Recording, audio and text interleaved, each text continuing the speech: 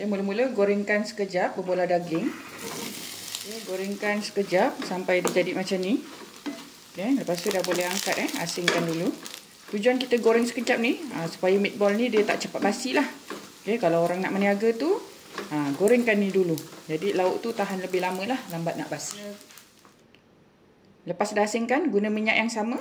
Okay, tumiskan 1 biji bawang merah, potong dadu. 4 ulas bawang putih, potong dadu. Sedikit serbuk lada hitam. Tumiskan semuanya. Bismillahirrahmanirrahim. Jadi dah sedikit garing macam ni, letakkan sedikit air.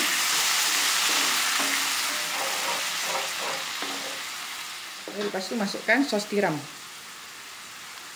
Ikutlah kita nak kuah banyak mana. Okay, masukkan serbuk stok ayam. Masukkan sedikit lada sula. Okay, gaul-gaul sebatikan. Kalau kita nak kuah lebih, kita boleh gandakanlah bahan-bahan tadi ya. Masukkan sedikit susu pekat manis ya. Okay, jom kita tambahkan dengan sedikit air lagi. Okay, gaul-gaul sebatikan. Nampak tak dia berubah warna lepas kita letak susu pekat tadi. Okay, masukkan berbola yang kita dah goreng tadi.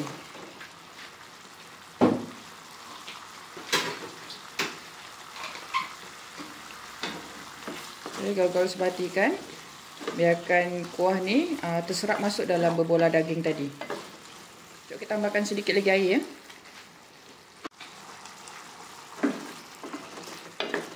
Okey, biarkan kuah ni merenyes sekejap. Biar dia terserap masuk sampai dalam berbola daging ni ya. Masak sampai berbola daging ni masak. Sebab tadi kita goreng sekejap je, berbola ni belum masak dalam. Jadi bila kita masukkan dalam kuah, biar kuah ni masakkan lagi berbola ni, okey. Untuk menu ni dah tak perlu tambah garam lagi ya, sebab meatball dah masin, sos tiram pun dah masin. Jadi tak perlu tambah garam lagi ya. Selamat mencuba.